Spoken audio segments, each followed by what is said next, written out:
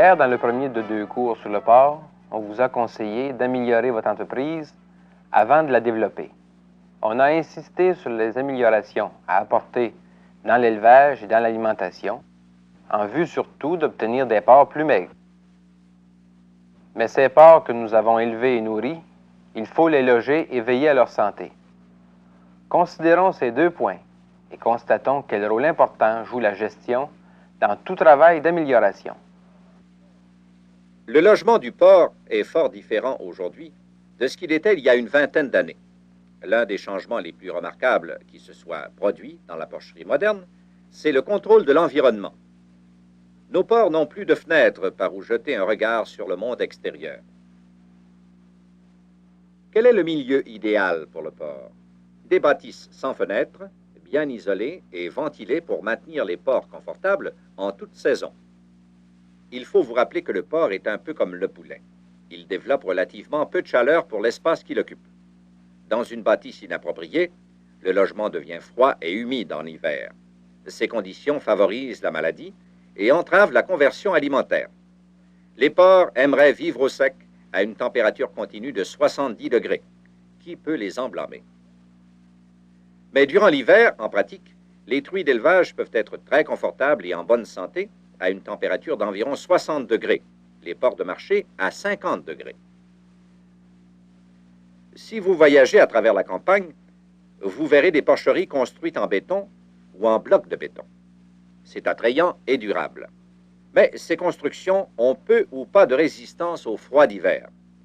On peut les isoler contre le froid, mais c'est très onéreux. Et en hiver, elles sont difficiles à ventiler. Les constructions à charpente claire, recouvertes de tôle, sont également attrayantes et permanentes. En outre, elles sont faciles à isoler et à ventiler. La résistance des murs au passage de la chaleur varie selon le matériau employé. L'été, la chaleur passe de l'extérieur à l'intérieur, et ce qui est encore plus important, en hiver, la perte de la chaleur se fait de l'intérieur à l'extérieur. La résistance du mur au passage de la chaleur est mesurée par la valeur R. La valeur R d'un mur de béton non isolé est de 2. Celle d'une charpente claire tôlée avec 4 pouces de laine isolante est de 14 unités. En d'autres mots, une construction à charpente recouverte de tôle a 7 fois plus de résistance à la chaleur qu'un mur de béton. Puisque la chaleur intérieure ne s'échappe pas durant les mois d'hiver, l'air chaud et humide n'est plus en contact avec un mur froid et il y a moins de condensation. Plusieurs d'entre vous avaient pensé aux constructions de béton à cause de leur durabilité, mais vous y auriez perdu quant à la chaleur. C'est le temps de changer d'opinion. Pensez à la chaleur d'abord. Construisez avec charpente, isolez pour la chaleur et ayez recours à la tôle pour la durabilité. Maintenant, que dire de la ventilation? Comme nous l'avons signalé, les porcs préfèrent un milieu plutôt sec. L'extrême humidité et la condensation favorisent les maladies et réduisent la conversion alimentaire. Si la construction est bien isolée et chaude, il y aura moins de condensation et l'air contiendra plus d'humidité. Celle-ci pourra être expulsée par des éventails, mais pas par n'importe quel éventail. Pour obtenir les meilleurs résultats, il faut choisir les éventails d'après leur capacité à mettre l'air en mouvement. Ne choisissez pas un éventail selon son diamètre seulement. Et lorsque vous désirez vous en procurer, méfiez-vous des aubaines. Autrefois, toutes les opérations de l'élevage du porc s'effectuaient sous un même toit. Mais aujourd'hui, avec l'accroissement du volume de l'élevage et avec la spécialisation, il est devenu courant d'utiliser 2 unités, la maternité ou section de mise bas et le pavillon de croissance ou de finition. Pour des élevages pas trop considérables, on voit encore dans Québec des porcheries combinées, une section pour la mise bas et une section pour l'engraissement. Parlons d'abord de la mise bas. Que faut-il pour un maximum d'efficacité? Si vous songez à construire une nouvelle bâtisse, vos décisions doivent correspondre à vos besoins. Mais il y a certains principes de base à respecter. Des plans sont disponibles à la Division des constructions rurales au ministère de l'Agriculture du Québec. Procurez-vous-en et étudiez-les. Une maternité comprend habituellement 2 sections, l'une pour la gestation et l'autre pour la mise bas. Ces deux sections sont maintenues à des températures différentes. Pour la section de mise bas, l'utilisation de cages spéciales semble actuellement offrir le plus d'avantages. L'étape suivante consiste à déterminer quel système de nettoyage vous allez adopter. Ensuite, pensez au plancher. Mais avant de couler le béton, songez à l'isolation du plancher pour les aires réservées au porcelet. Pour prévenir la propagation des maladies dans une bâtisse, les murs, le plafond et les séparations des parquets doivent être faites d'un matériau qui s'entretient, se nettoie et se désinfecte facilement. Des panneaux de contreplaqué sont excellents pour les murs et le plafond. Pour fermer l'entrée aux maladies dans une porcherie, affichez bien en évidence « pas d'admission ». Munissez les portes de serrure et aménagez un endroit pour la désinfection des pieds.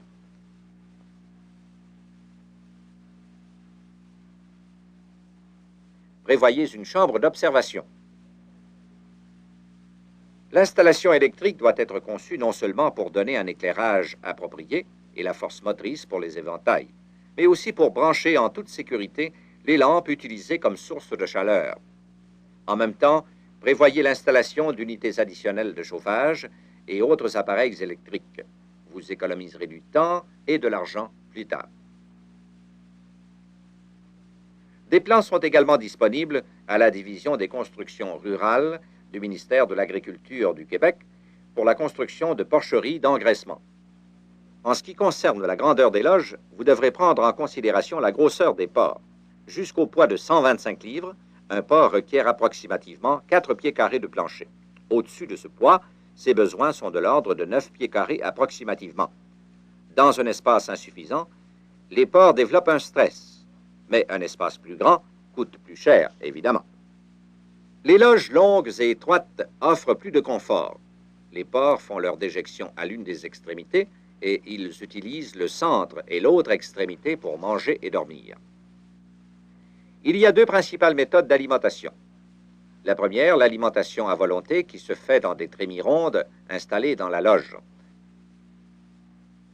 La deuxième, l'alimentation contrôlée ou limitée. Dans ce cas, la nourriture est servie dans des auges, c'est la vieille façon de faire, ou versée sur le plancher, méthode qui prend de plus en plus de popularité. L'alimentation au plancher peut être mécanique ou manuelle. Pour l'alimentation contrôlée, il existe aussi une nouvelle méthode. Elle consiste à distribuer la nourriture sous forme liquide au moyen d'un boyau raccordé à un auget qui traverse tous les parquets. Quel que soit le système d'alimentation que vous adoptiez, les accessoires doivent être économiques et efficaces. Toutes ces méthodes sont bonnes, mais dans l'alimentation contrôlée, il faut donner plus d'attention à la gestion. En parlant de gestion, mentionnons quelque chose de très important et d'utile, une bonne balance. 8% des porcs mis en marché sont ou trop pesants ou trop légers. On peut éviter ces écarts en pesant les porcs avant l'expédition. Il faut aménager aussi un quai de chargement. Il vous épargnera de l'ouvrage et préviendra les blessures. On conseille de plus en plus une chambre d'expédition où sont amenés, avant l'arrivée du camionneur, les porcs qui partent pour le marché, ceci afin d'empêcher l'introduction de maladies dans votre porcherie. Et n'oubliez pas qu'un bon approvisionnement d'eau fraîche et propre dans chaque loge est indispensable. Lorsque vous avez arrêté votre choix d'un système d'alimentation pour vos porcs d'engraissement, vous devez décider du système de nettoyage. Le fumier peut s'enlever avec une petite pelle ou au moyen d'un écureur mécanique ou encore avec un tracteur à lame. Il peut s'écouler sous forme liquide à travers un plancher à claire-voie ou dans une rigole profonde. Dans le choix du système, vous devez considérer quel est l'équipement actuel, quelle quantité de litière vous projetez d'utiliser, quels sont vos plans d'expansion et finalement, quel capital vous pouvez investir. Quand vient le temps de faire le plancher, tenez compte de votre système d'alimentation et d'écurage. Suivez les indications fournies avec le plan de construction.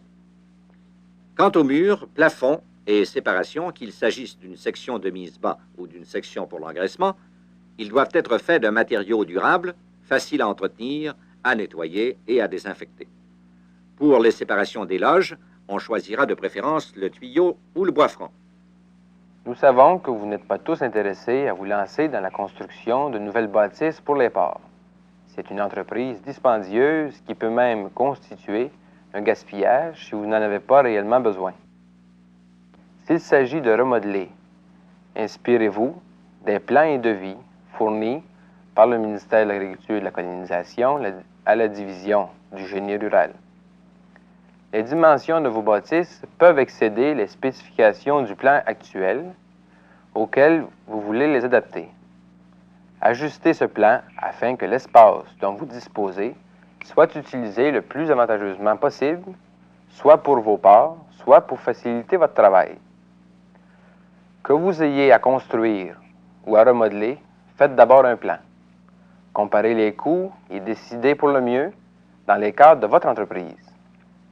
Nous avons dit que pour être profitable, l'élevage exclusif des truies devait reposer sur un troupeau de 40 femelles. Voici une nouvelle porcherie maternité de 24 pieds sur 90 pour 40 truies. C'est une construction à charpente claire, recouverte de tôle, complètement isolée et bien ventilée. Pour ériger une bâtisse de ce type aujourd'hui, il en coûterait environ 8 000 $. Avec 40 truies, vous devriez vendre annuellement 600 porcelets au sevrage. Sur une période normale de dépréciation de 20 ans, le coût de la dépréciation annuelle serait d'environ 60 cents par porcelet. Les autres frais généraux devraient s'élever à quelque chose comme $1 par porc.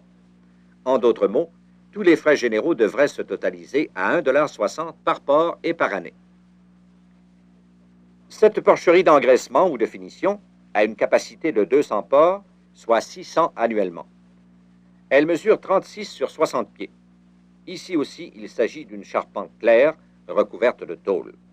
La bâtisse est complètement isolée et bien ventilée.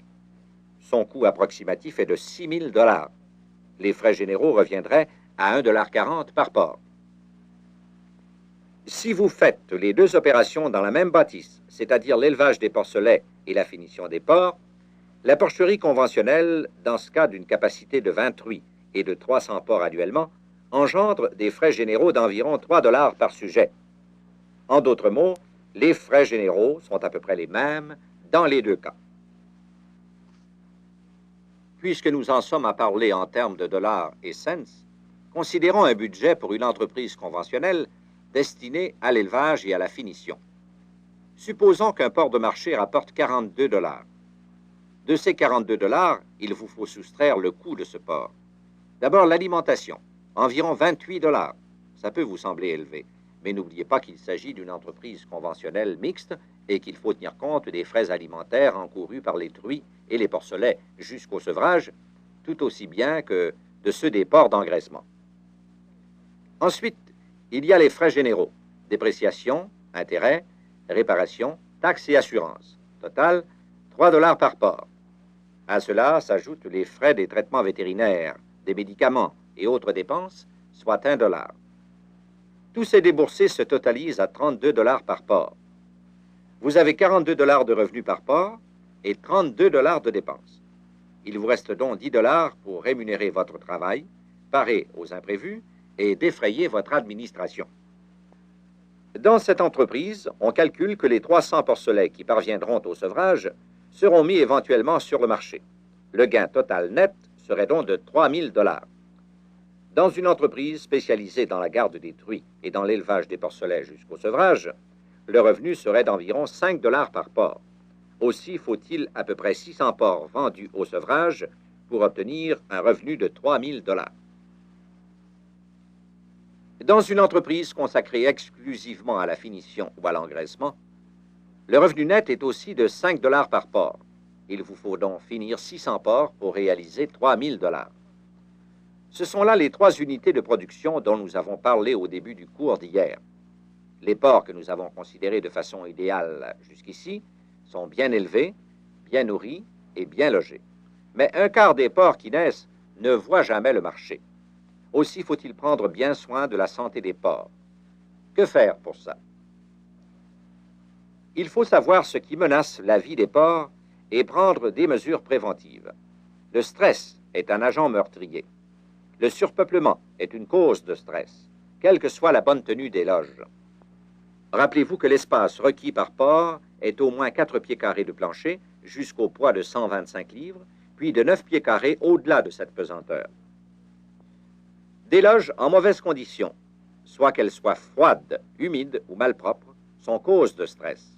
Une bonne isolation, une bonne ventilation et des conditions hygiéniques appropriées corrigeront la situation. Un changement subit dans la ration peut affecter l'estomac et déclencher des troubles. Ménagez une transition.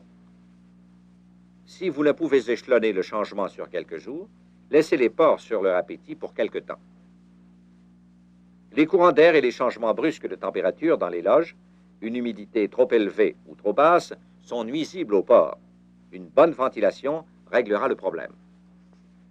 Les stress peuvent être dus à la lutte que se livrent des porcs de différents âges. Séparez-les selon leur grosseur. La moindre infection dans le troupeau, pneumonie ou diarrhée par exemple, peut déclencher un stress. Elle diminue la résistance naturelle des animaux et marque un cran d'arrêt dans la croissance. Un diagnostic hâtif et sûr, suivi du traitement approprié, corrigera la situation. Les parasites internes et externes constituent une cause majeure de stress. Surveillez constamment leur apparition et ne tolérez jamais leur présence. La castration, le sevrage et la vaccination provoquent un dérangement chez les porcs. Étant donné que ce sont des opérations nécessaires, leur pratique doit s'accompagner de soins attentifs. En d'autres mots, une bonne gestion peut diminuer le stress. Nous avons dit tout à l'heure que sur 4 porcs qui naissent, 1 ne parvient jamais au marché. La plupart des mortalités surviennent avant le sevrage. Et l'époque la plus critique est celle des premiers jours qui suivent la naissance. Les grosses portées ne veulent rien dire, à moins que les porcelets ne survivent. Quelles sont les causes de mortalité à ce stade? Dans bien des cas, la mort est accidentelle. La truie peut tuer ses petits. Elle peut les écraser ou les étouffer. Comment prévenir ces accidents? On peut facilement et sans frais protéger les porcelets. D'abord, séparer les porcelets de leur mère immédiatement après la naissance. Placez-les sous une lampe où ils seront à la chaleur et au sec. Aussitôt que possible, faites-les allaiter. La truie se mettra en position pour la téter et elle sera prête à les nourrir. Les loges de maternité dotées de lampes de chaleur offrent tous ces avantages. Les porcelets sont dans une section bien protégée et au chaud.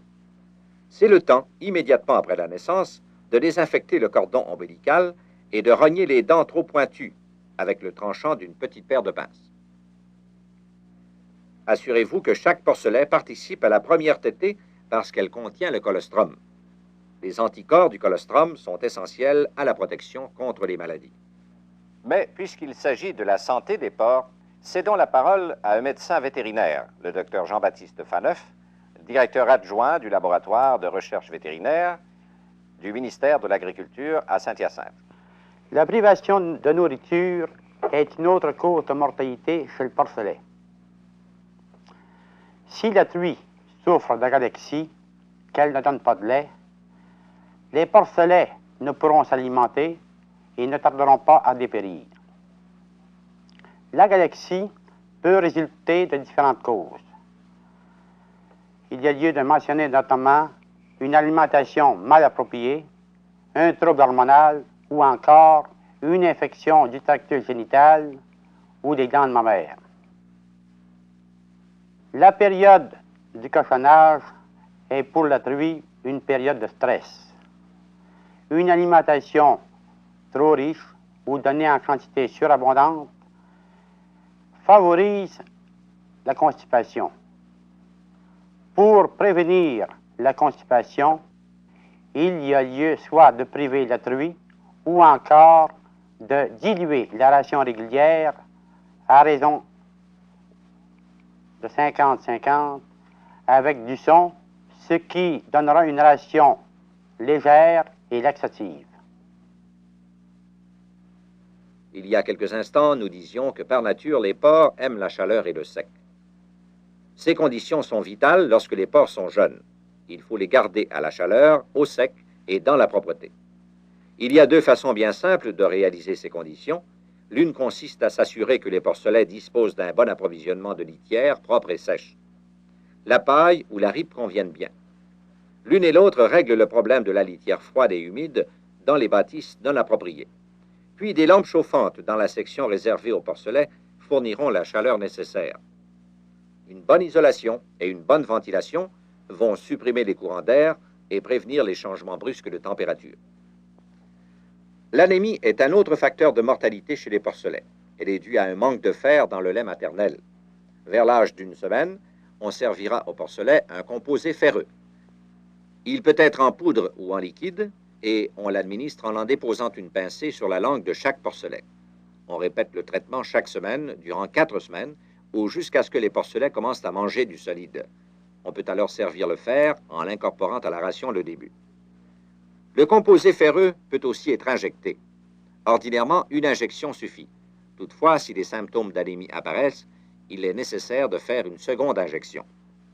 La maladie et sa propagation dans une porcherie s'avèrent sérieuses et dispendieuses. Vous connaissez tous la diarrhée chez le porcelet.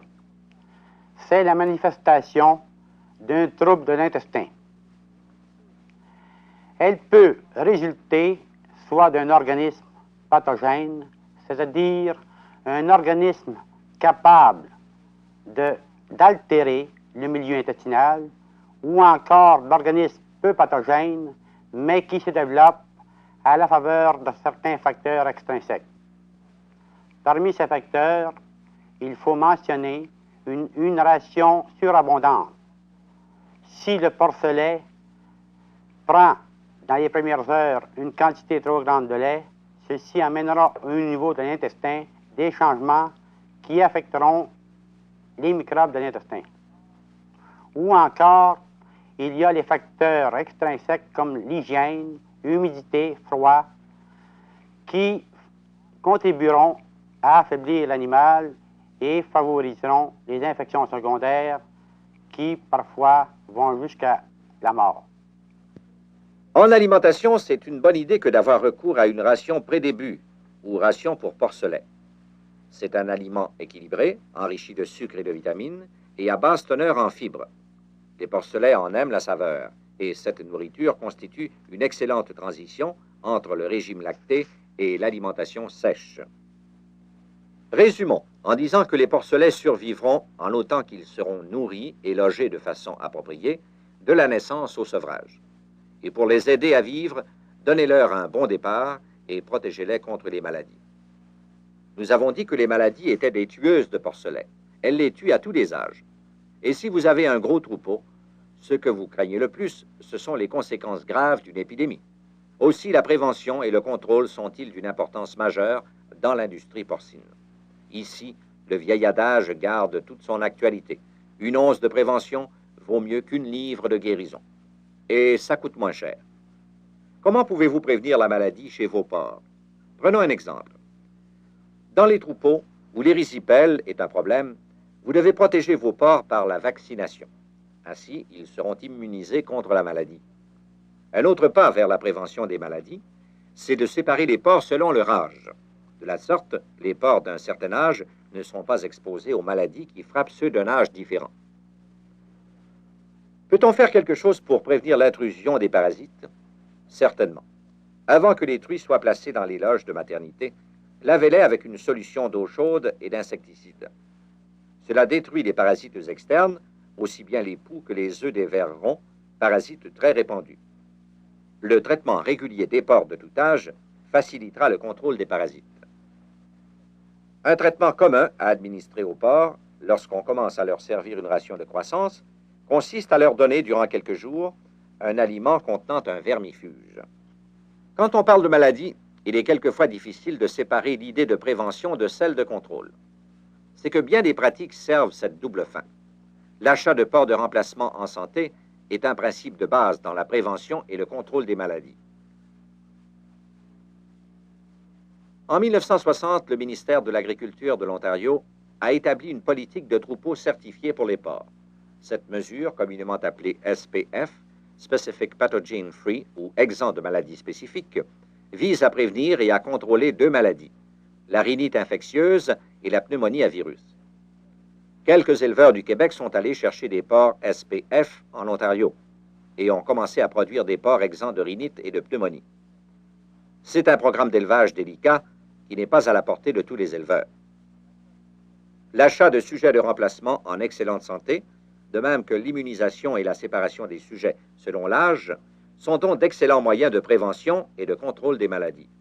Toutefois, ce ne sont pas des baguettes magiques qui chasseront toutes les maladies. Si une maladie s'abat sur votre troupeau, communiquez avec votre vétérinaire.